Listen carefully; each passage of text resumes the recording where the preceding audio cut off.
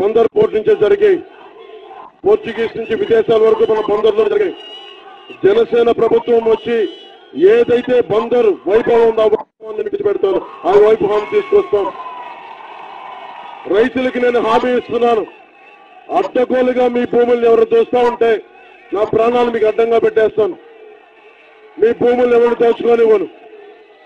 బందర్ పోర్టుకి ఎన్ని వేల ఎకరాలు అవసరం అయితే అంతే ఇస్తారు, కానీ అడ్డగోలుగా 35,000 ఎకరాలు దోచేస్తానంటే నేను కట్టుబడతాను, మీకు అండగా ఉంటాను. ఎవరు కూర్చోబెట్టి అడ్డగోలుగా బతలంటే వాళ్ళు దోచేసి ఇంకో 10 ఏళ్ళు అదనంగా దోచేయడానికి నేను జగన్మోహన్ రెడ్డిని కాదమ్మా, నేను పవన్ కళ్యాణ్ గుర్తుపెట్టుకోండి.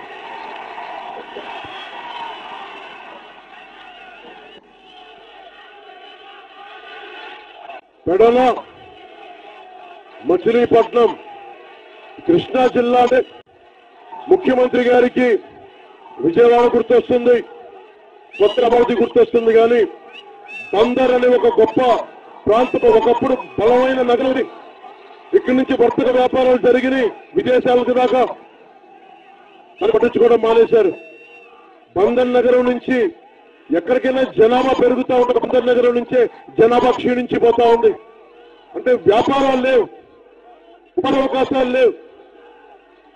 నేను మీకు హామీ ఇస్తున్నాను, ఈ రోజున బందర్ పోర్టుని పూర్తిగా తెరిపిద్దాం. తెరిపించగలిగితే దాదాపు ప్రత్యక్షంగా పరోక్షంగా 80,000 ఉద్యోగాలు వస్తాయి.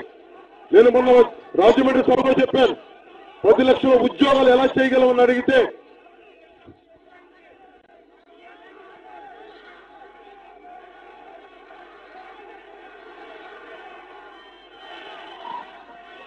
బందర్ పోర్టు పూర్తిగా అభివృద్ధి పరచడానికి